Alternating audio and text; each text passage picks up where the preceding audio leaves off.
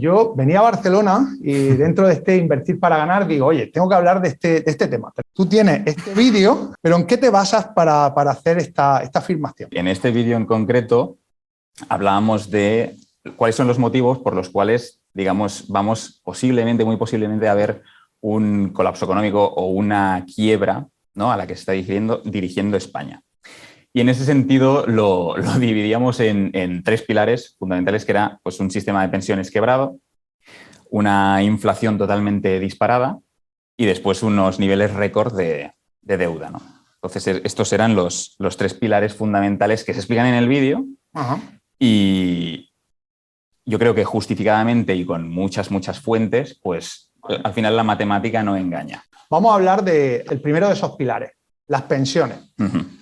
¿Por qué están quebradas? Tú das un dato que es un dato además presentado por el BBVA, que es el número de personas que hay cotizando por cada persona que está que está jubilada, ¿no? Eso es, sí. En realidad no lo digo yo, lo dicen pues, economistas de muchísima reputación en este país, no solo de este país, sino de fuera, que están viendo lo que estamos haciendo aquí y dicen, madre de Dios, señores, hay que ir con cuidado. Y después, el último fue, como bien dices, el BBVA, ¿no?, que hizo un estudio y después lanzó un artículo donde decía que los hijos del baby boom tendríamos que vender obligatoriamente nuestra casa para tener una pensión. Entonces, claro, allí bueno, pues te empiezas a cuestionar un montón de cosas realmente, entre ellas si estamos pagando, o sea, del gasto público, si casi la mitad de lo que pagamos de impuestos, de cada euro que pagas de impuestos, el 40% creo que se va a pensiones, que es un montón, o sea, de cada euro casi 50 céntimos, 40 céntimos se van a pensiones, ¿cómo puede funcionar mal, ¿no? Y al final el motivo, que ahora voy a ese dato que comentabas, José, es que o sea, nosotros tenemos un sistema público, o sea, un sistema de pensiones público de reparto que se llama. Y el sistema de reparto, al final, es un sistema que lo que te dice es que los trabajadores en activo a día de hoy financian las prestaciones sociales que obtienen los pensionistas hoy también, ¿vale? Entonces, pues esto tiene cierto sentido cuando tienes una pirámide demográfica así, ¿de acuerdo? Sí. Porque tienes pues muchos trabajadores en activo en esta parte de aquí y entonces, pues bueno, que pueden sobradamente financiar las prestaciones sociales de los pensionistas. El problema es que esto, o sea, esta pirámide demográfica era de 1960. Sí, ahora es un rombo. Exacto. Ahora es un rombo. Ahora la pirámide es así. De hecho, lo que se llama una pirámide regresiva, efectivamente. Entonces, este modelo ya no vale. Y ahora, pues lo que estamos viendo es que, como bien decía el BBVA, en 2007, por ejemplo, que ya estábamos mal, teníamos a 3 trabajadores en activo por pensionista. 3 por pensionista. Ahora estamos en 1, algo. Hoy, 1, algo.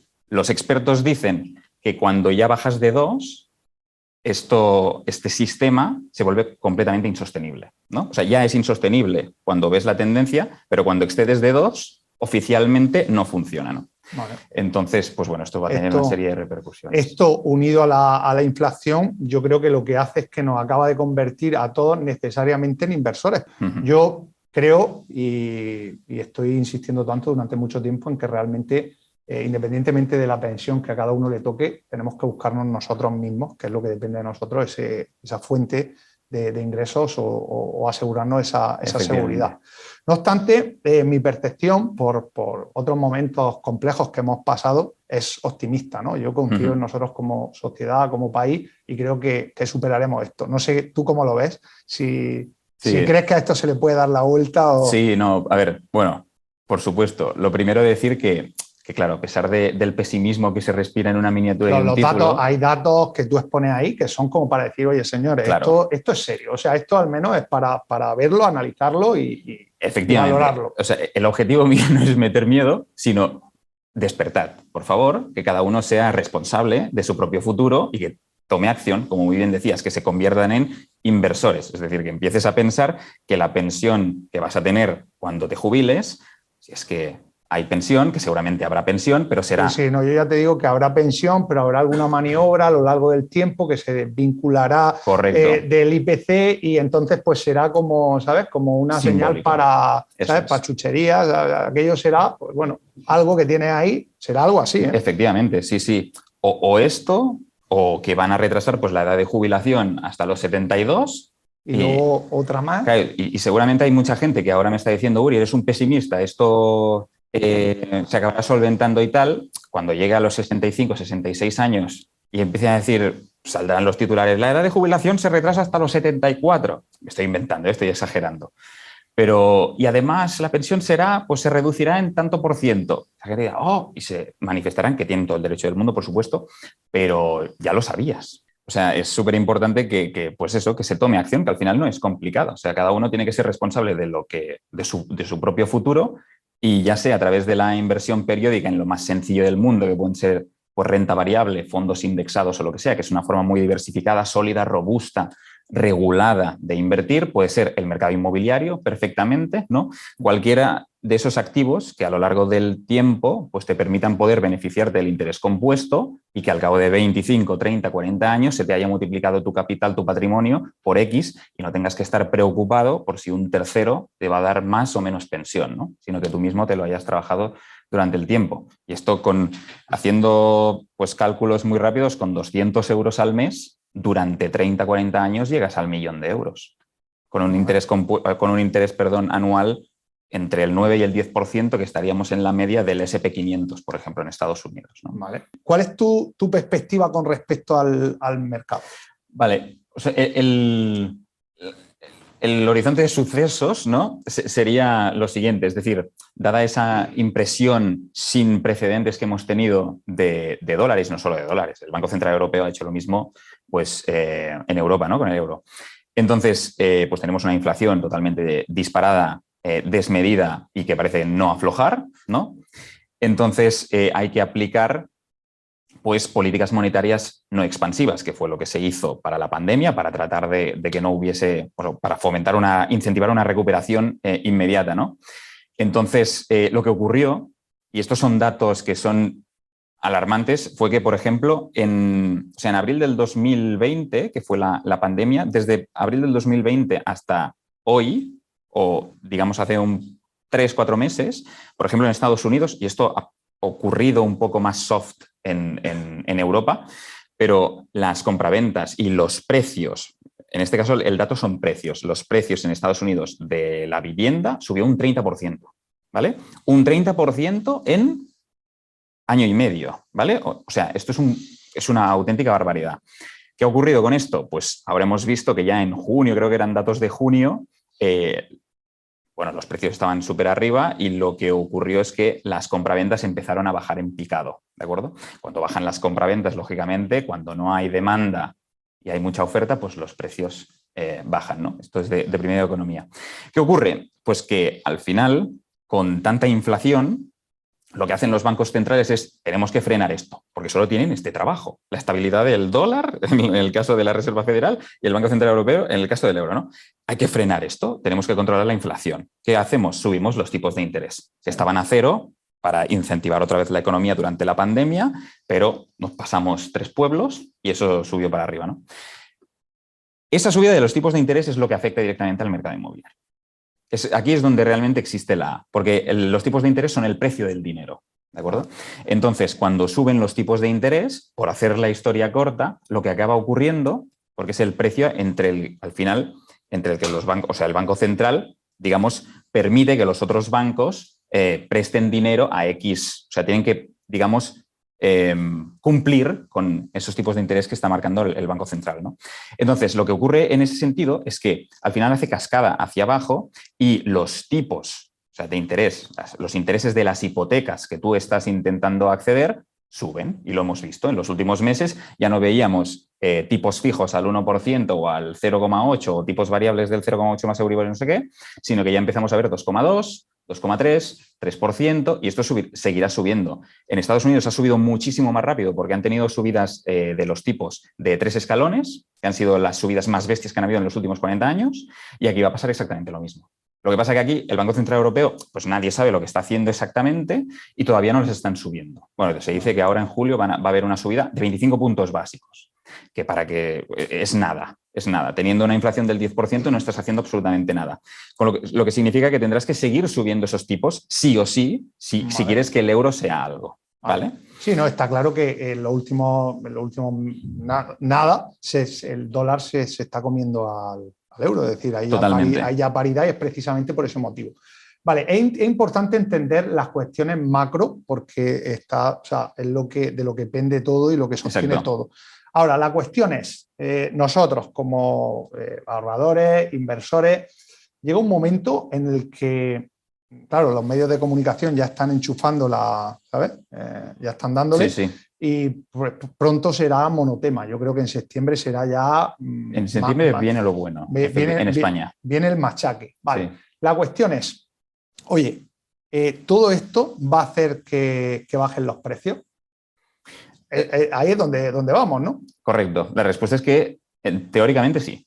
Teóricamente sí por economía básica. Al final tienes tipos de interés, o sea, los intereses de las hipotecas son más altos. Esto significa que el dinero es más caro, las deudas que yo estoy adquiriendo cuestan más de pagar, es decir, las cuotas hipotecarias son más altas, y esto significa que hay menos gente pudiéndose permitir ir o pagar esas cuotas hipotecarias, ¿no? Entonces, habrá menos demanda, eso está claro. Entonces hay menos gente entrando en el mercado. Eso, yo, por ejemplo, comparto eso, sobre todo por los medios de comunicación, porque generan algo curioso, y esto cada uno lo puede ver en su alrededor, que cuando la tele pues coja monotema, ¿no? Como ha hecho con el volcán de La Palma, con el COVID, con la guerra de Ucrania, ¿no? Cuando enganche crisis, o sea, la gente, el que trabaja de médico o trabaja, yo qué sé, en una empresa o funcionario, ¿no? Sí. Dice, no, estamos en crisis, no puedo comprar. Pero vamos a ver, y ya no compra, ¿no? Y eso se produce. Ahora, la cuestión es que el destino tiene jugadas curiosas y es que la inflación es súper alta y claro, si no compras, o sea, es como aquí se está comiendo un 10% oficial. Sí. Es algo súper interesante porque al final, claro, mucha gente dice que al final los inmuebles son la cobertura ideal contra la inflación, ¿no? Porque cuando existe inflación, pues como hemos visto antes en el caso de aquí, los costes de construcción aumentan, por ende el precio final también, pero es un activo, el inmueble, que se ve empujado por esta inflación, ¿no? Entonces tú estás como cubierto y adicionalmente, pues si tu inmueble está en una buena zona y tal, además tiene una revalorización extra, pues por ese valor, ¿no? Ahora lo que ocurre realmente es que, claro, tú ves este vídeo y dices, hostia, no tengo que comprar. No, el mercado inmobiliario es local e imperfecto. Siempre existirán oportunidades. Siempre. Yo creo que siempre que tú hagas una operación como inversor y te den los números, tienes que hacerla. O sea, la inversión, y esa es mi opinión, no hay que especular, no, es que dentro de 20 años esto valdrá no sé cuánto. No, la operación es hoy y si los números de hoy, a nivel de deuda, financiación, etcétera, rentabilidad esperada y todo eso, me da, tienes que hacerla. Punto pelota. Esto no quiere decir que hoy estés comprando un poco más caro. Te tiene que dar igual. Si tú estás buscando cierta rentabilidad y te da, hazlo. No te esperes X meses o 2 años porque esto va a caer. Nadie lo sabe. O sea, nadie sabe realmente si esto va a caer de repente o, como pasa siempre en el mercado inmobiliario, se va a demorar un poco más, ¿no? Yo tengo la sensación con respecto a los precios que, primero, la situación no es la de antes. Correcto. Y luego que la gente aguanta mucho porque si bien es verdad que va a haber menos demanda, en eso estamos todos de acuerdo, no sabemos cuánta menos, pero esta va a depender del paro, va a depender de todo. Lo que es algo obvio es que esa demanda bajará, pero la cuestión es, en aquel momento los bancos se quedaron con muchísimas viviendas, ahora no estamos en esa situación.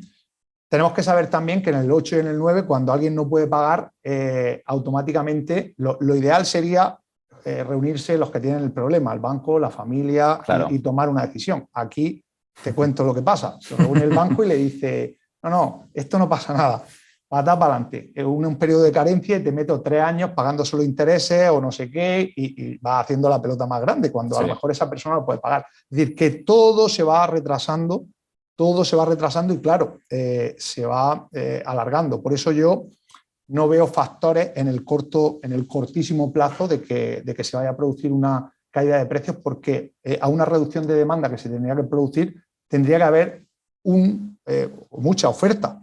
Has dicho algo que también comenta en este vídeo y que me parece interesante.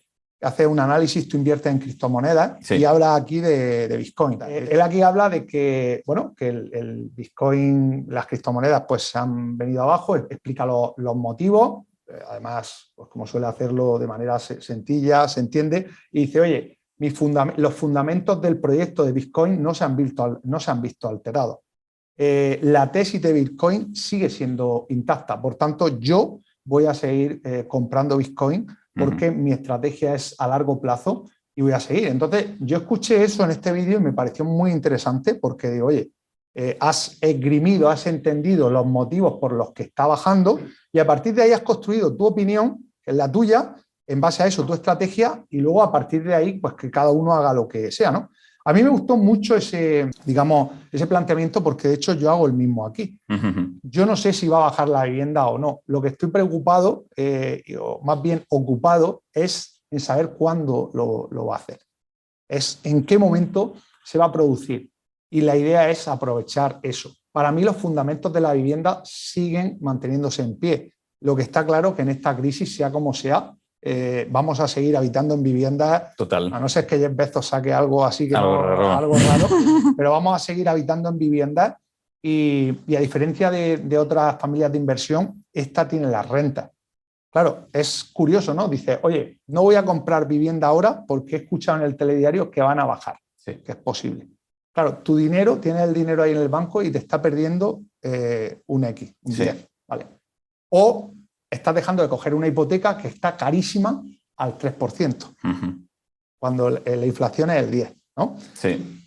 Claro, si tú ahora mismo con todo, no sabemos lo que va a bajar, pero si tú eres capaz de entrar en el mercado con dinero del banco al 3% o con dinero tuyo que está perdiendo el 10% y eres capaz de sacar, no, quizás no la rentabilidad que nosotros sacamos aquí, vamos a hablar en general, ¿no? Quizás la gente no sabe llegar a ese 10% neto, pero si sacas un 6, un 7% neto, claro, la realidad es que dejas de perder un 10 y estás teniendo un 6 y luego pues es posible que pierdas en la subida. Claro, si yo entro en el mercado aquí, empiezo a alquilar, se va a venir el precio aquí, quizás, pero luego irá para arriba. La cuestión es que en 10 años da igual el momento actual, ¿no? Yo no quiero decir que haya que comprar vivienda ya, es más, hablábamos antes aquí de los periodos, ¿no? Siempre es un buen momento para comprar cuando lo haces con el enfoque del problema y cuando sabes valorar cuál es el precio del dinero, cuál es el precio del activo. La cuestión es, oye, si yo voy a entrar en el mercado ahora, en este justo momento, pues puedo cubrirme, ¿no? Puedo tener una garantía de decir, oye, pues no voy a calcular con estos tipos de, o sea, con esta renta, no voy a calcular que me van a pagar 600 euros porque la economía tal, claro, pues yo hago números con 400 o yo hago de esta manera, ¿no? O sea, o si haces como operaciones como las nuestras de 8 meses de entrar y salir, pues realmente son operaciones que te permiten cubrirte, evidentemente tiene riesgo. Sí, no, o sea, comparto 100% lo que has comentado. Es súper importante que cada inversor tenga muy claro en lo que está invirtiendo y que tenga sus tesis de inversión y también su estrategia. En mi caso, yo soy un amante de los inmuebles y también de las cripto, bueno, en especial de Bitcoin, ¿no? Las demás, pues, las trato con mucha diferencia. Al final, pues no quiero tampoco convertir esto en un enfrentamiento entre cripto y inmuebles, porque son dos activos totalmente diferentes, que no tienen nada que ver el uno con el otro y son para dos estrategias totalmente diferentes, ¿no? Pero sí que es cierto que, como muy bien indicabas, al final el momento del mercado para cualquier inversor, le tiene que ser absolutamente igual, porque lo que tiene que ver, como decía antes, son los datos a día de hoy que voy a hacer la inversión. Y si tú tienes los datos claros, pues haz la inversión. Pasa lo mismo con inmuebles, que es un activo que, como bien decías, pues te puede cubrir de la inflación, que además puedes sacar unas rentas que en X años pues seguramente se habrá recuperado si es que su precio se va. Y en el caso de Bitcoin, pues exactamente lo mismo, con un recorrido, con una proyección que no es del 30% o del 40%, sino que es del 4000%, ¿no? En términos de adopción. por ende, o sea, también, lógicamente, tiene muchísimo más riesgo. El riesgo es infinitamente mayor en función al final es definir un perfil. O sea, si yo estoy dispuesto a ganar un 4.000%, pues tengo que estar dispuesto pues, a perderlo todo. A perderlo todo. A perderlo todo. Y por eso es muy importante que cuando se invierte en este tipo de activos que te pueden hacer crecer mucho tu patrimonio de golpe, tienes que tengas entendido y bien entendido que lo puedes perder absolutamente todo y que tu exposición dentro del portafolio tiene que ser muy limitada, muy concreta. Entonces... Vale. Y tú, teniendo en cuenta esto, tu estrategia, hay un vídeo por ahí que tú decías, oye, mi estrategia es un piso al año. Sí. Piso al año durante 10 años. Sí. ¿Que has recalculado la estrategia? No, de momento sigue igual. ¿Sigue igual? Sí, un piso al año durante 10 años. Entonces, hay mucha gente que me lo dice, uy, pues si te encantaban antes los inmuebles, ya no compras. Pero si te dije uno al año, o sea, no me presiones. Y al final, uno al año durante 10 años es porque quiero llegar a tener pues 10 inmuebles, porque me dan un X de cash flow, con lo que me siento totalmente, digamos, seguro si me viniera a vivir a España, ¿no? O sea, es como un salvavidas eso. Vale. ¿No? Y entonces no la he modificado. Lo que pasa que este año en concreto sí que me he puesto, como por razones personales me he tenido que ir a vivir fuera de España, en Suiza. Ahora hablaremos de eso, que me interesa ese tema. Pues bueno, ahí iba, que al final pues te da lo mismo invertir en España que invertir en otros países, ¿no? Entonces he abierto un poco el foco inmobiliario y estoy mirando otros países también para invertir. He estado a punto de cerrar 3 operaciones este año, pero me he tirado un poco, o sea, me he echado para atrás. Vale. Hablaba antes, que no lo he dicho, que te puede servir de los ciclos del mercado. Cuando el mercado está alcista, realmente la clave es que tienes que estar muy rápido, que luego puedes maximizar algo en la venta, pero tienes que aumentar el problema, hay más competencia. Cuando el mercado es bajista, lo bueno que tiene situaciones como estas es que de momento la subida ya se ha parado.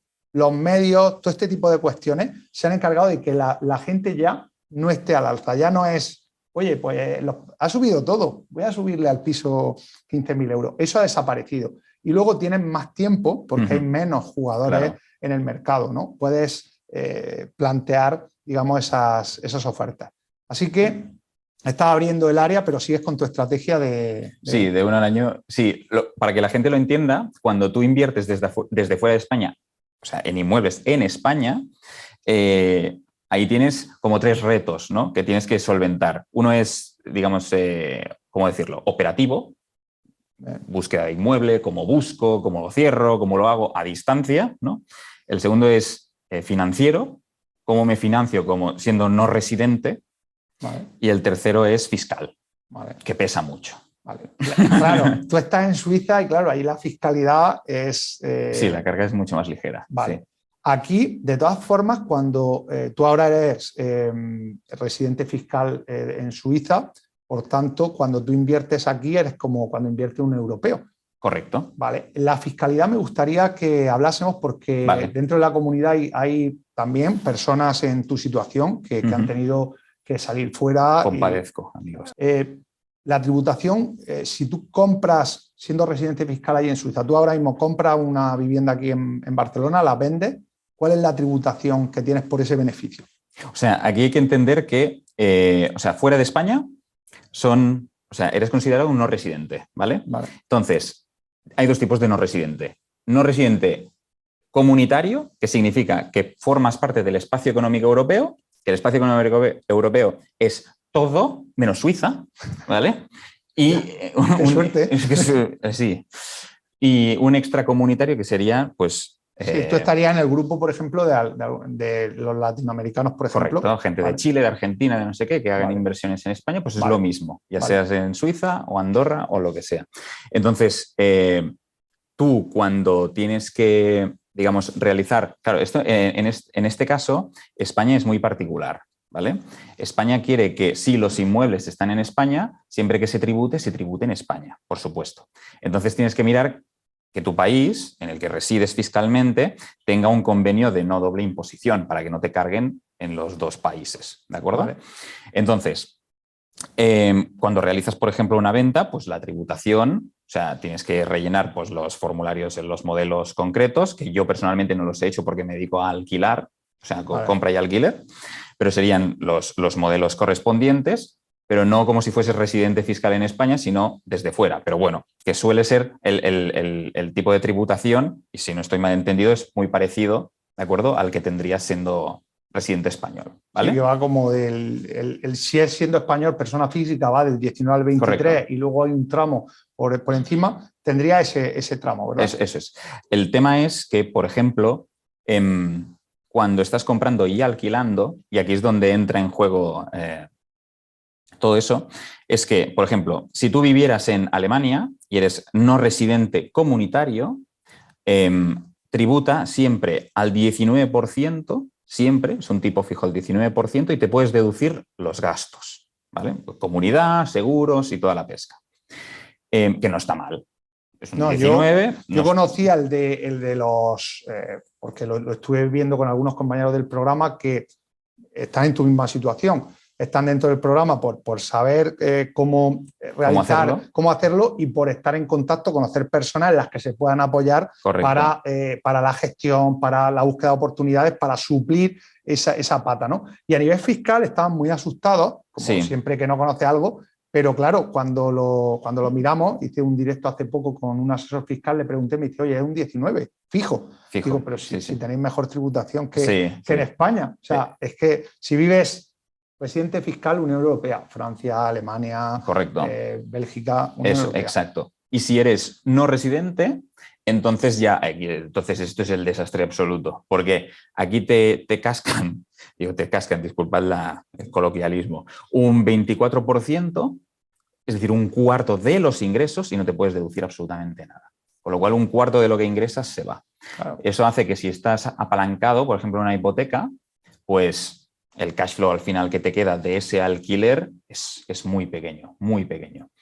Entonces, allí las soluciones que existen es que si eres no residente extracomunitario, que no formas parte del espacio económico europeo, te sale mejor montar una sociedad con sede en España, si quieres, y invertir como sociedad.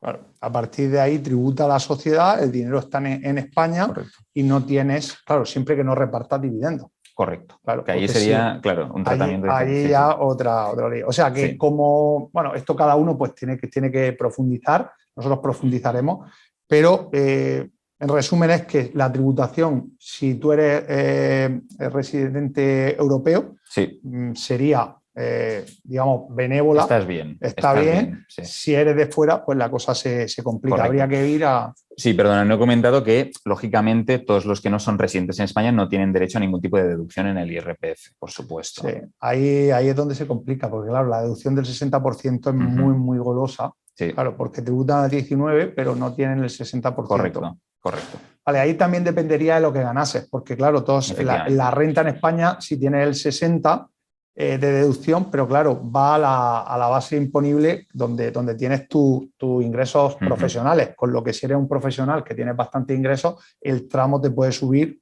hasta el 50 y algo. Eso es. Por eso la fiscalidad es un tema que no hay reglas fijas, es decir, que hay que conocer. Y la fiscalidad es para cada uno. Lo que a ti te sirve a otro pues no le puede servir. Claro, efectivamente. Al final, por eso se calculan siempre las operaciones inmobiliarias, o sea, con las rentabilidades sin tener en cuenta los impuestos, porque los impuestos son, que mucha gente me lo decía, Uri, pero ¿por qué no pones aquí los tramos? Yo, si quieres pongo también una foto tuya. Digo, pues esto es muy personal de cada persona, ¿no? Además, yo siempre digo, pues porque me hacen la misma pregunta, cuando hablamos de rentabilidad, digo, si tuviese en cuenta los impuestos, lo que estaría haciendo sería decir que dependiendo de quién compre, la vivienda es más rentable o no. Claro. Entonces, podemos caer en una contradicción. Mucha gente lo hace por decir, oye, hay que ser preciso, es que no has tenido en cuenta esto, es que no lo quieres decir. Y digo, no es que no lo quiera decir, es que realmente es como, por ejemplo, el ROI y el ROCE. Es decir, si mezclamos ambas, pues claro, si saco hipoteca, la operación es súper rentable. No, la operación tiene la rentabilidad que tiene. Si sacas hipoteca, tu dinero, en función del dinero que aportes, tiene la rentabilidad, digamos, rinde de una manera que te dice el ROCE. Y en el caso que nos ocupa, luego cada uno tributa los impuestos, porque aquí, pues, oye, si él está en Suiza, pues tendrá uno, el que esté aquí puede tener la deducción del 60%, si lo destinas de esta manera o de otra. O cobras X e Y, estás en tramos diferentes, con lo cual, o sea, al final hay que mirar rentabilidad del activo o rentabilidad, que es el ROI, o rentabilidad de tu capital, que es el ROCE. O sea, las dos, y ya está. volviendo al tema inmobiliario, ¿cómo en tu estrategia, por ejemplo, has calculado el impacto que tiene realmente los tipos en los números que hacías antes y los que haces ahora? ¿A nivel de rentabilidad? Sí. ¿Te refieres? Sí, aproximadamente. O sea, con las hipotecas, digamos, que hay ahora, o sea, con los intereses que tenemos al ahora. 3, por ejemplo. Al 3, por ejemplo, pues estaríamos hablando de que te impacta como un 1% de rentabilidad neta, aproximadamente un 1,2, 1,5, que depende también mucho del inmueble y de todo, Sí, ¿no? Pero... estamos hablando en general, pero quiero que lleguemos a eso. Yo he vivido en primera línea de fuego ese 2008 cuando se puso el Euribor al 5,4. Y yo estaba allí en la promotora que había que vender y hacerle hipoteca a la gente, ¿sabes? Hostias. Y seguían comprando. ¿Por qué? Pues porque hay una cuestión, hay un fundamental de la vivienda y es que tú necesitas una vivienda para vivir. La cuestión es que esa vivienda la necesitas sí o sí. Si no la tienes en compra, pues la tendrás en alquiler. La cuestión es, me voy al mercado de alquiler, claro, y ahí juega. Hay un sentimiento muy español que y es quizá irracional, pero está, y es, oye, este piso de alquiler me cuesta 600, la hipoteca es 1.000, la casa será mía, ¿no? Claro, sí, sí. Y eso hace pues, que la gente siga comprando. Quería hablar de esto de los tipos de interés de manera general porque creo que hay que hacer muchos números y no hacer afirmaciones de decir, oye, están subiendo los tipos, se va a acabar la inversión. O sea, es como se va a cerrar la persiana cuando realmente al 3%, y esto evidentemente a mí me gustaría que estuvieran al 2%, como gustarme, o al 1,5%, o como algún amigo mío que ha sacado al 0,90 y disparates de estos porque considero que es dinero regalado totalmente.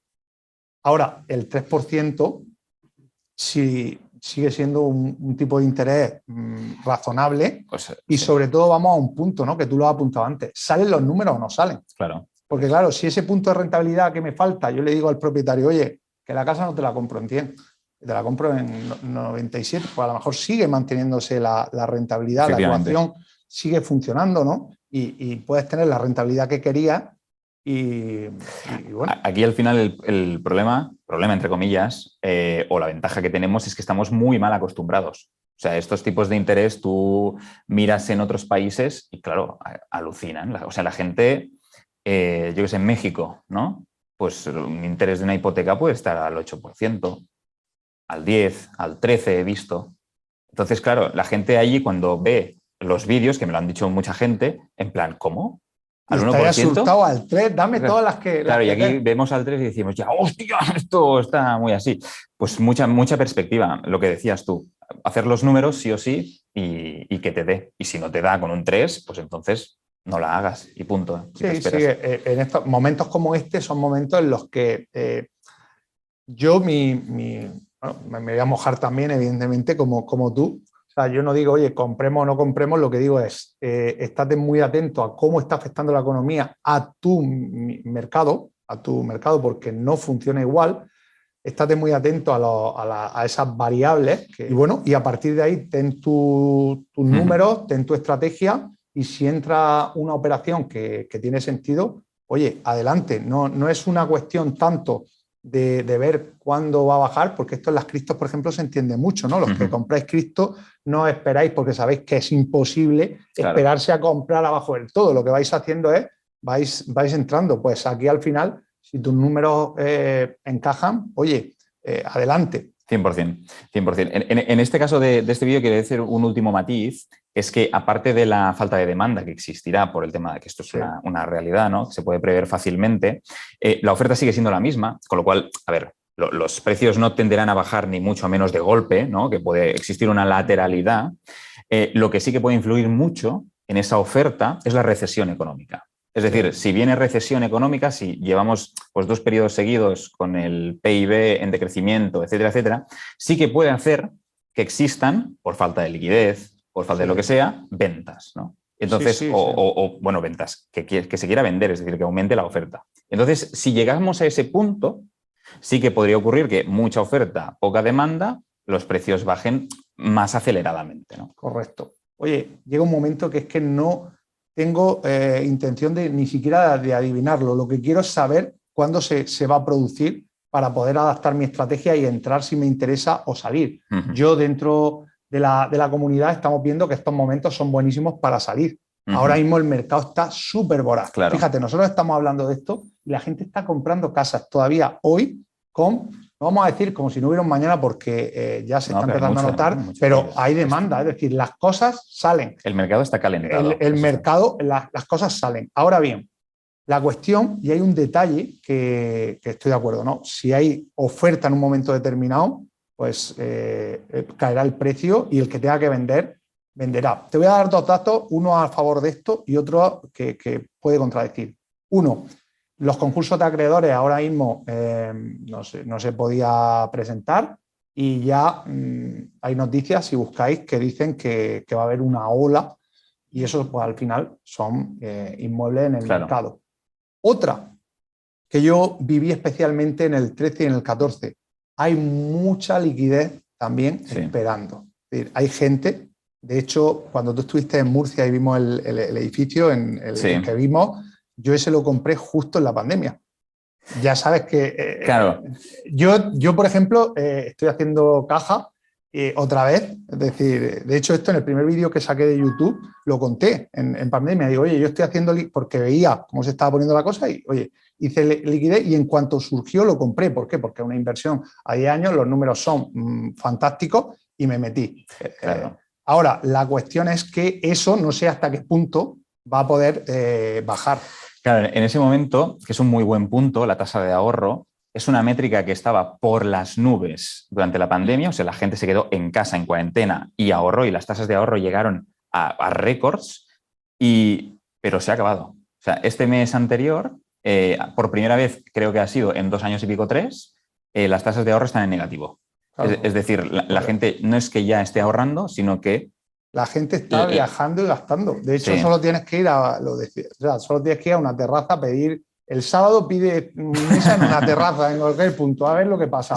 O habla con alguien de una agencia de viajes. Claro. La gente está diciendo, vamos a vivir este verano. Sí. Es que el otro día leía un artículo y era que era del mundo. Y también era un estudio y decía que al final es el 30 y pico % de las familias ingresa lo mismo que lo que gasta y el 40% gasta más de lo que ingresa y solo el 20 y pico %, y había un no contesta, no sabe no contesta, pero solo el 20 y pico % tiene para ahorrar después de todos sus gastos, ¿no? Sí. Entonces esto es ahora.